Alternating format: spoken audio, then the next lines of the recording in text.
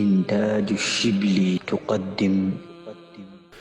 بسم الله الحمد لله والصلاة والسلام على رسول الله وعلى آله وصحبه ومن والاه وما بعد. السلام عليكم ورحمة الله وبركاته. ومسألة كوبا وكسابسا مناسبة السنة كان يوم عرفة يوم الجمعة أيسكو سؤالين وعنقنا هي يوم عرفة إن للصوم إن فضل بدنته النبي عليه الصلاة والسلام ويريه حديث أبي قتادة سنة تجي يا سنة صوص عودة إلهي إنه كلها في الدنبجة بانكر رجينية أنا قدر كفضل أي لهذا هدي يوم عاشوراء صون كذا سنة وها يدو على بنلاب سنة تجي سنة صوص عودة waxaan sidoo kale ognahay in nabigu axaadiis badan calayhi salaatu wasalaam dadka uga reebay in jumcada soon lagu gaar yeelo isagoo axaadiista intaan ogahay ayna kala qaadin farad iyo sunno in lagu khasiso oo jumcada lagu gaar yeelo iswaafajinta labada arrimood waa su'aal aada la isu weydiinayo aadna ugu badatay markastoo ay munaasabadaha dhacaan maalmaha fadliga badan ama jumco ama sabti inay ku soo aadaanna soo noqnoqda su-aashan daba su-aasha waxay u timaadaa jumcada keliya oo yowmu carafa ah ma soomi karaa dabcan waa dadkaan xajka ogaadin qofka xajka carafa jooga isaga inuu sooma looma ogola maalinta carafa ama jumcaha ku aada ama khamiista ku aada ama isniinha ku aade laba arrimood baa isugu yimid jumcadii oo fadligii carafo in la sooma keenaya iyo jumcadii in lagu gaar yeelo oo ay dhici karto in dadka laga fahmo inaan la soomin jumco keligeed kama hadlayno qofkii sabti lagumaba dari karo waa ciidii khamiis ku dara kama hadlayno masaladaasaan rabaa inaa idhaahdo jumcada oo keligeeda waa la soomi karaa wax ishkaal iyo dhib ahna ma laha waxaa la reebay waa jumcanimo loogu gaar yeelo haddayna ujeeddadu jumco ahayn ee munaasabad jumco ka duwan ku timaado waa la soomi karaa haddaan ujeeddadu maalinka jumcada baa wax lagu gaar yeelayaa aanay ahayn ay munaasabad kale ku soo beeganto waa la soomi karaa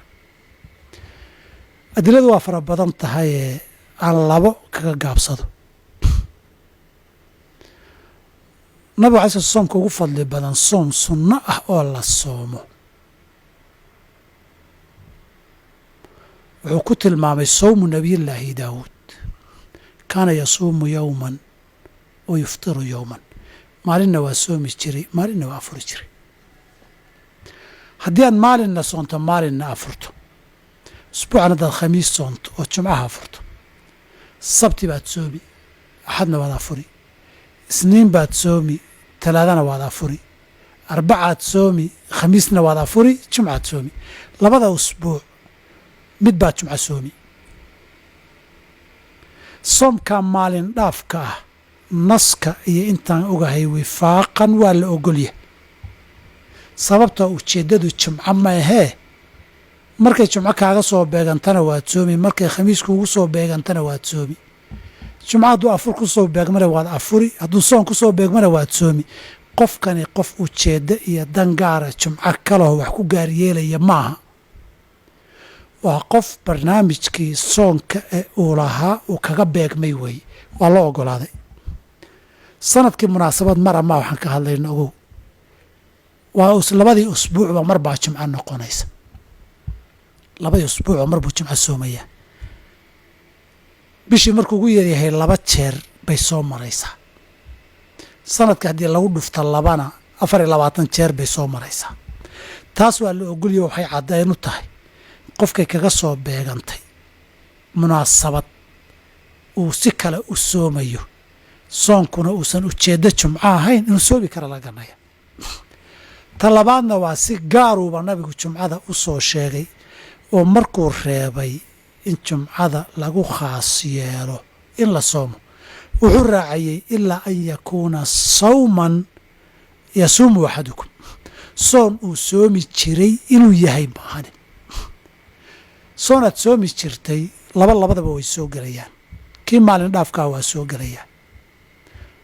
waxaa soo gelaya kii 2 maalmood soomi jiray afuri jiray maalinna soomi jiray ama 2 maalmood soomi jiray maalinna afuri jiray kaas raac bay u noqon. laakiin maalin qofka sooma 2na afuro talooyinkii mar uu nabigu cabdullaahi bin camr caasiye ka mid ah uu soo gelaya. waxaa soo gelaya qofkii caadadiisu ay ahayd inuu caashuuro iyo carafo soomo sawman yasuumuhu soon uu soomi jiray kaga soo aada maahane. qofku soonkiisii kaga soo aado hadduu khamiis kaga soo aadana waa soomi lahaa, hadduu sabti ku soo aadana waa soomi lahaa, hadduu jumco ku soo aadana waa lamid. qof jumca raadiisa oo jumca wax ku khasisaya maaha. lafdiga xadiidka laa takhusuu ah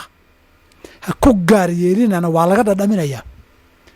qofkan ay kaga beegantay kuma gaar yeeline way kaga dhacday. qofna wuuba ula jeedaayo iyadaasuu fiirsanayaa.